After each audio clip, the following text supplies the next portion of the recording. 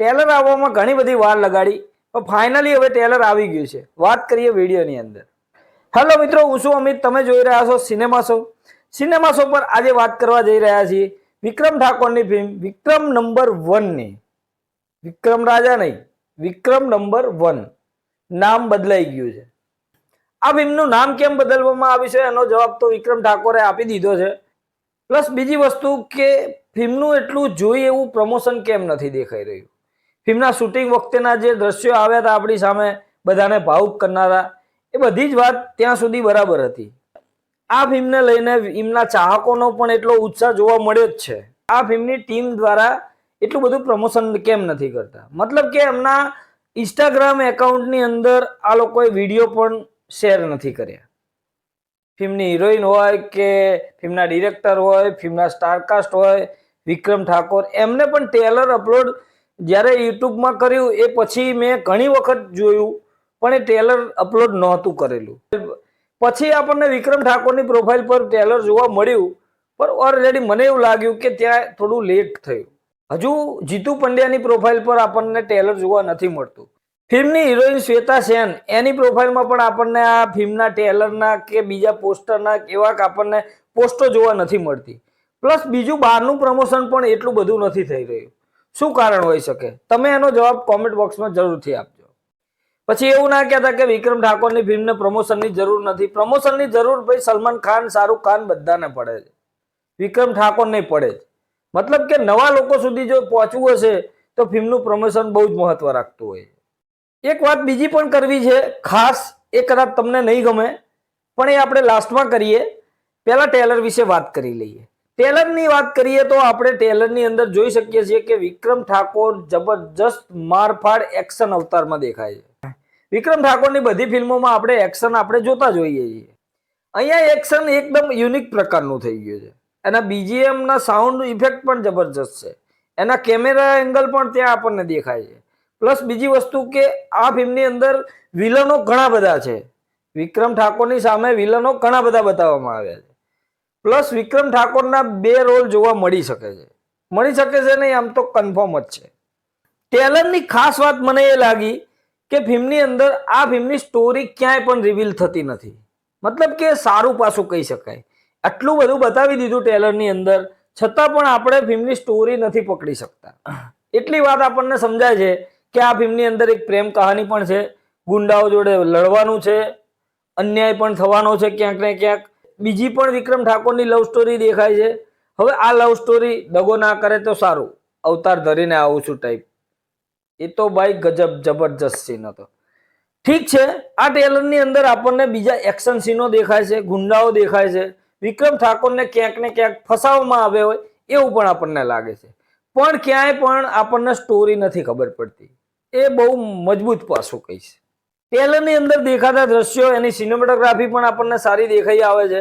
એના સોંગ્સ, એ કાજલ મહેરિયા અને વિક્રમ ઠાકોરે પણ એમાં સોંગ ગાયેલા છે, એ સોંગ્સ પણ દેખાય છે.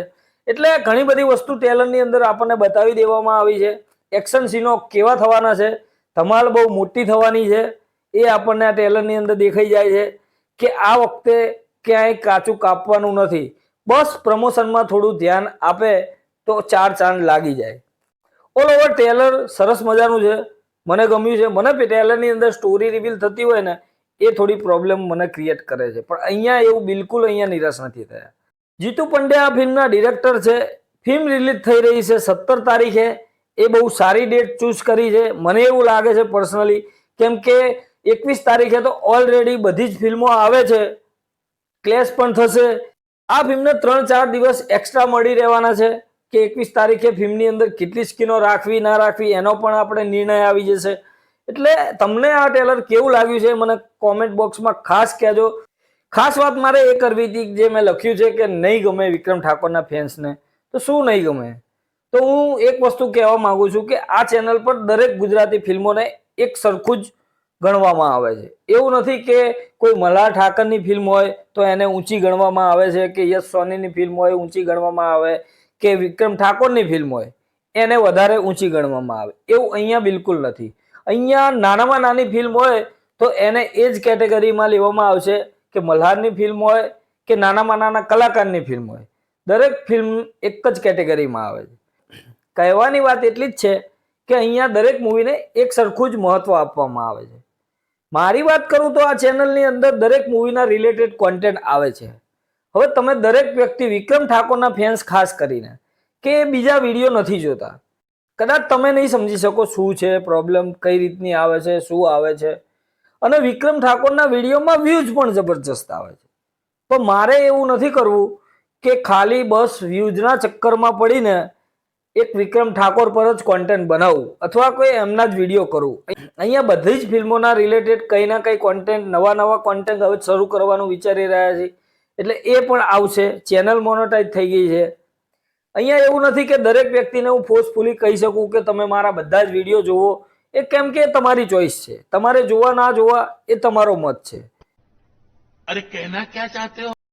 કહેવાની વાત એટલી જ છે કે તમે વારંવાર આ ચેનલ પર આવો છો અથવા તો સબસ્ક્રાઇબ કરેલી છે, કરેલી હોય એનો વાંધો નથી. પણ જો નવા આવ્યા છો તો તમે ખાલી ને ખાલી વિક્રમ ઠાકોરના વિડીયો જોવો છો તો આ ચેનલને સબસ્ક્રાઇબ કરવાની જરૂર નથી. કેમ કે હું એક પહેલો એવો છું કે ચેનલને સબસ્ક્રાઇબ ના કરવાનું કહી રહ્યો છું. કેમ કે એની ઇફેક્ટ ચેનલ પર ઘણી પડે છે. તમારી પાસે વિડીયો આવે છે અને જો તમે નથી જોતા તો પછી ચેનલને એનું ઘણું બધું નુકસાન ભોગવવું પડતું હોય છે. એટલા માટે મારે આ વાત કરવી હતી. પણ હા, જેટલા જોવે છે એટલા બીજા વિડીયોને પણ એટલો સપોર્ટ કરો. ફિલ્મો જોવો ના જોવો એ તમારો મત છે. નુકસાન એ જ જાય છે કે બીજા લોકો સુધી, નવા લોકો સુધી વિડીયો નથી પહોંચી શકતો. પણ વિક્રમ ઠાકોરના જ ખાલી કોન્ટેન્ટ જોવો છો તો ચેનલને ક્યાંક સેવ કરીને રાખો. ચેનલને સબસ્ક્રાઇબ કરવી જરૂરી નથી. કેમ કે જો તમે આ ચેનલ સબસ્ક્રાઇબ કરો છો અને બીજા વિડીયો ચેનલના નથી જોતા તો એનું ચેનલને નુકસાન થતું હોય. એ મારી ચેનલ નહીં, કોઈ બી ચેનલ હોય તો એના માટે આવું જ હોય. વિક્રમ ઠાકોરના વિડીયો કરવાની ના નથી, વિક્રમ ઠાકોરની ફિલ્મો જોવાની પણ ના નથી. કેમ કે એ ફિલ્મો જોવાના છે અને એના મંતવ્યો પણ અહીંયા શેર કરતો રહીશ જ્યારે ફિલ્મ જોઈશ. કેમ કે જે ભોળાના ભગવાનના વિડીયો પછી મારી ચેનલની અંદર બીજા વિડીયોના વ્યૂઝ એકદમ ડાઉન આવ્યા છે, વિક્રમભાઈ સિવાયના.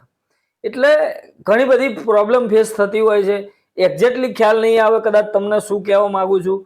પણ તમને એવું લાગતું હોય કે મારી સાથે વાત કરવી હોય, કોઈ બી બાબતે ચર્ચા કરવી હોય આના વિશે, તો મને ઇન્સ્ટાગ્રામની અંદર DM કરી શકો છો, મેસેજ કરી શકો છો. ત્યાં હું તમને પ્રોપર સમજાવી શકું કે શું પ્રોબ્લેમ છે. વિક્રમભાઈના ફેન્સે તો વધાવી લીધું છે, એ મને કાલથી સોશિયલ મીડિયામાં દેખાઈ રહ્યું છે. પણ વિડીયો કરવાનું મારે લેટ થઈ ગયું. ઘણાના મેસેજ પણ આવ્યા કે રિવ્યૂ કેમ ના આવ્યો, નથી કરવા કે શું. પણ એવું કંઈ નથી. પણ અત્યારે રિવ્યૂ લેટ કરવાનું કારણ એ જ હતું કે હું બહાર હતો અને ટેલર જોયું હતું પણ આનું રિવ્યૂ, માઇક ને બધું હોય નહીં એટલે રિવ્યૂ ના કરી શક્યો. એટલે આ રિવ્યૂ કરવામાં પણ લેટ થઈ ગયો. ફિલ્મ આવશે ત્યારે એનું રિવ્યૂ પણ કરીશું. તમને આ શું લાગ્યું આ બધી વાત સાથે એ મને કોમેન્ટ બોક્સમાં જરૂરથી કહેજો. મળીએ મિત્રો નેક્સ્ટ વિડીયોમાં નવી ફિલ્મો સાથે સિનેમા શો પર.